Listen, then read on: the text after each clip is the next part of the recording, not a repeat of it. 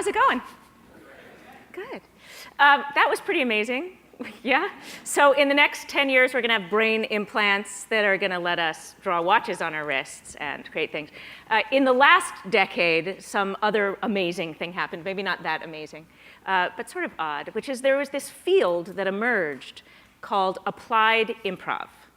And Applied Improv is just what it sounds like. It means taking the principles and philosophies and techniques of the improvisational theater and applying them to other places, to other stages where the goal wasn't necessarily entertainment or performing on this kind of stage, but performing your job, or performing well as a parent, or performing well as a teacher.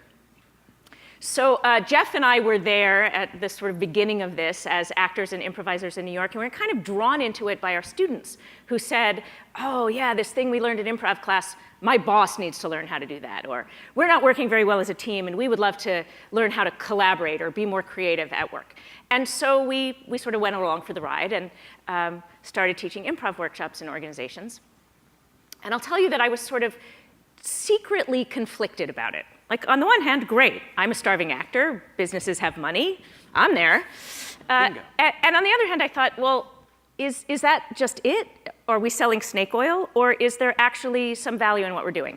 So I went back to school and I got a master's in organizational psychology, and I felt a little better. At least I knew what was going on in the field, and there seemed like there were some connections in the area of teamwork and collaboration and creativity and innovation.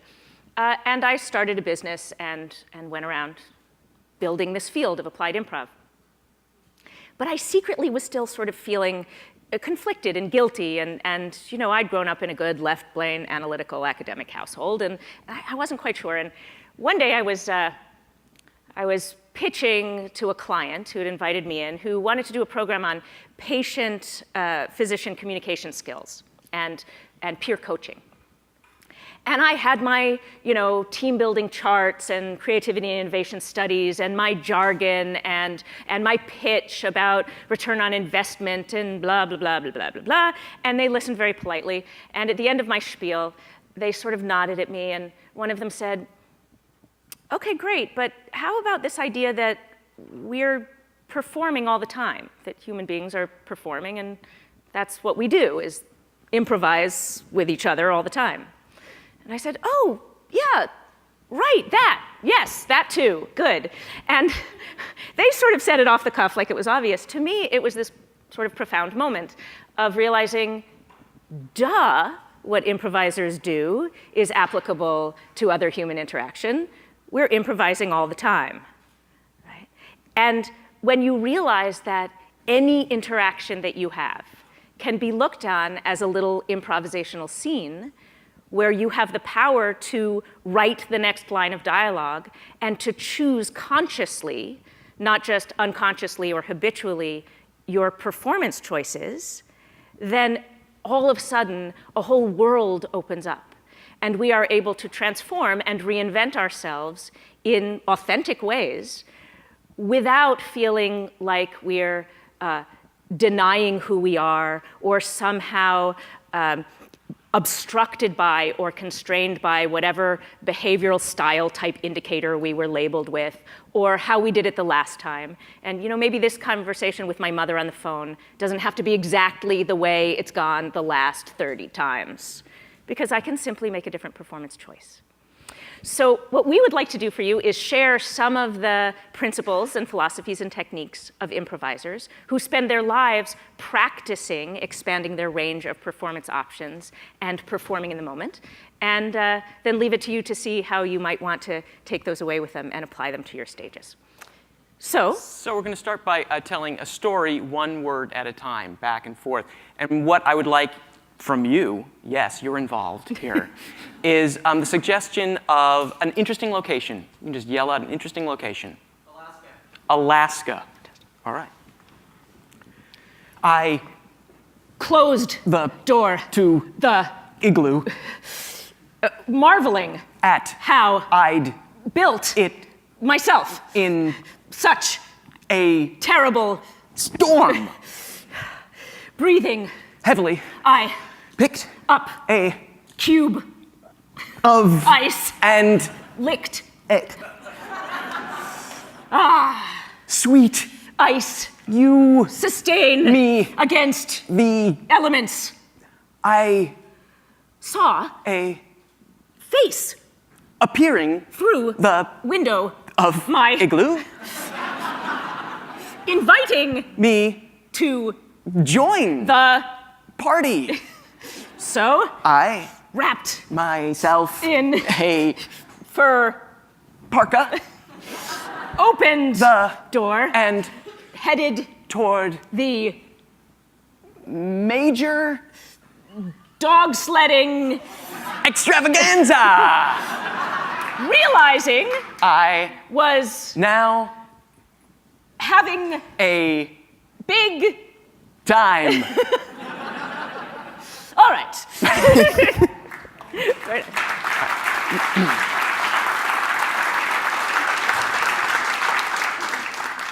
So the idea of a word at a time story is we must be present, we must be focusing on each other, and we must be spontaneous. We cannot, no matter how smart we are, no matter how much previous knowledge we have of the English language, no matter what a good TV writer we are, we cannot stop and wait and parse and look for the perfect word.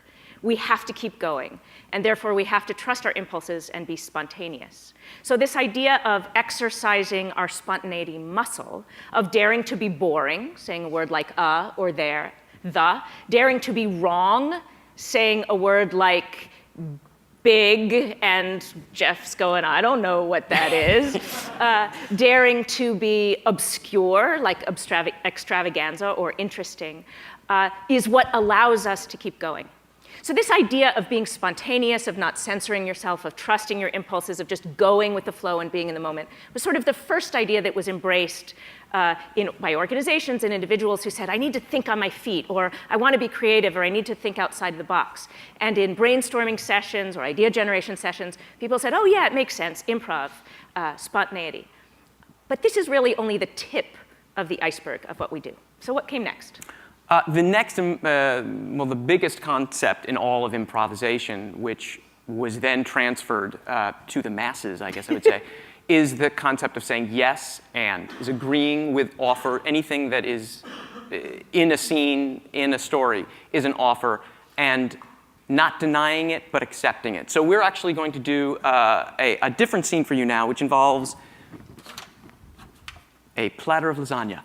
No, it's actually, these are some little slips of paper that we got earlier this morning, just random lines of dialogue. Just ask people. They've been folded up. We have not looked at them. And we're just going to do a scene where from time to time we'll reach in here, pick up a line of dialogue, say it, and incorporate it into the scene. So, put it away from the mic. So let's get a suggestion of how we know each other in this scene. How do the two of us know each other? We used to date. Excellent. Thank you. Congratulations. Thanks. I thought it was a good wedding. It was. You know, it's good to see you again. I wanted to tell you something. Size doesn't always matter. Well, I think it's time you realize that. I guess it didn't matter to Cynthia. Well, I'm happy for you. I really am. Have you seen the new George Clooney movie yet? I mean, I know you've been busy with your wedding, but we're dating now. You want to remember the old times, don't you? The George Clooney movies we used to see all the time. The ones that we went to, we grabbed some popcorn, we looked each other in the eye, and sometimes I'd say, that's my mom's name. Remember that one where Clooney was, I can't remember the name of it exactly. It might have been Out of Sight. Sally. And it was, yes. Yeah. And it was Your mom's my mom's name, and I started crying in the theater. I know, it's one of the reasons that we had trouble in our relationship. There we were, romantic movie, and you were thinking about your mother. Well, there was another reason. There was another reason we had trouble in our relationship. Oh? Yes, Jenny. Let's order Thai. I like Thai food. Really? You knew I couldn't cook. Cynthia makes Thai food. That's the difference between the two of you. We have it every night. Fine. Well, did you see Dancing with the Stars last night? It's all about watching TV and movies with you, isn't it? It is. Listen, look. We were happy. We were good and a good American couple. We sat passively and watched people entertain us. What's wrong with that? Cynthia offers me more. She offers me reality, authenticity. Listen, I've got to go take the photos after the wedding now. But if I could leave you one piece of advice when you look for your next possible boyfriend, let me tell you this. When was the last time you used protection? You remember that? Oh, that's why you married her.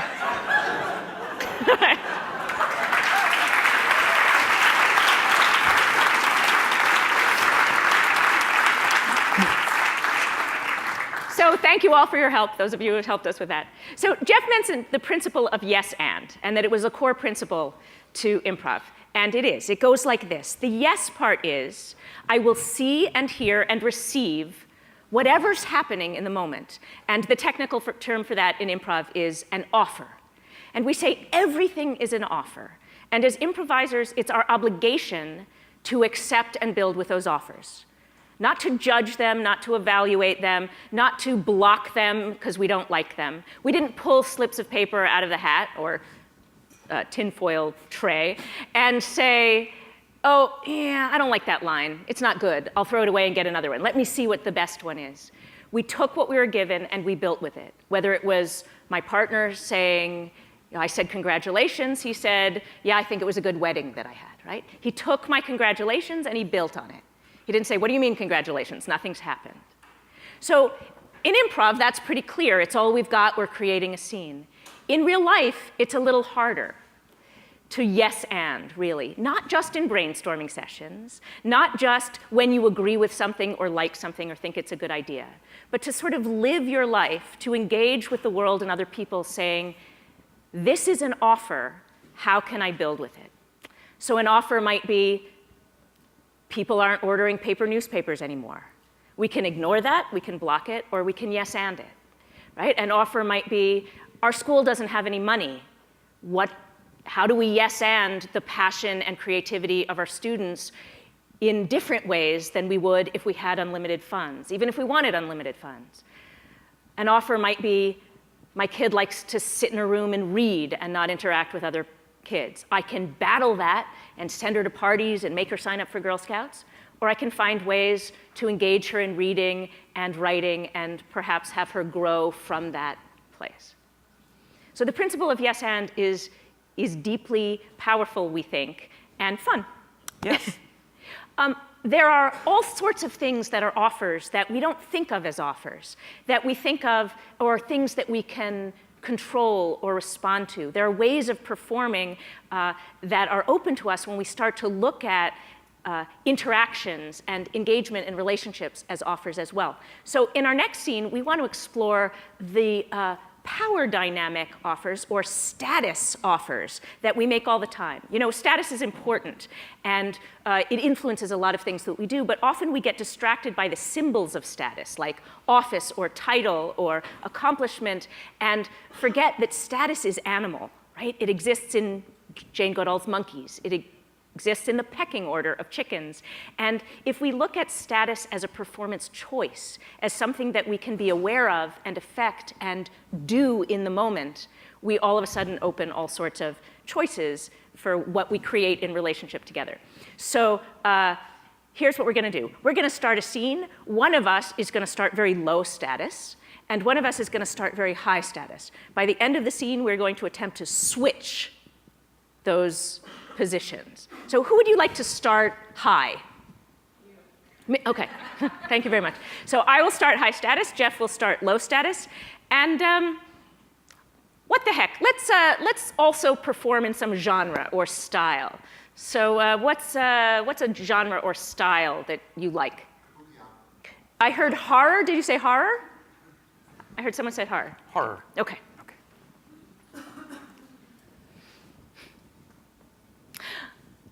Well, Frank, I didn't really want you to come to my parents' weekend farm for the party, but my dad made me, so make yourself useful. Yeah, sure. I'll scrub the floors like you suggested. I know that all the popular kids are coming later, so thanks so much. You know, sometimes when I'm after school working part-time to try and pay the bills, because my parents have both left me alone in the trailer, I look at you from afar and I think, wow, I can't believe she even knows my name. Well, you're just lucky that we're here in this remote farmhouse all by ourselves because the popular kids haven't come yet, or I wouldn't even be talking to you. Yeah, we are lucky, aren't we? I think I'm going to clean the door for a second. Gee, it's getting dark. I wonder where they are. Oh, they'll be here. I mean, you did give out the invitations like I told you to, right? Oh, yeah. Yeah, I gave out the invitations. They're going to be showing up at the Watson silo. No, not the Watson silo. We're the Whitaker farm. How could you get that wrong? You're so stupid. Am I? Am I stupid? Kathy Whitaker? I know who you are. Do you really know who I am? Do you know that I am actually No! the sock killer? Not the sock! Timothy, you're scaring me! It's locked, Kathy. It's just you and me together. Oh! My sock! There, take that sock, guy! It's locked. It's just you, me, the sock, No! and that camera. No! This will be a YouTube event. No, everybody's gonna see it! Please, no!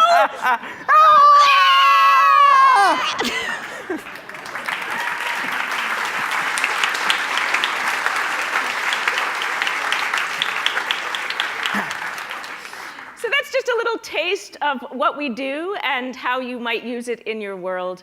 The bottom line is that you can practice how you engage, and you can flex yourself, and you can expand your range of performance options. And for any of us, if we look at our interactions as those little improvisational scenes and say, what's my objective?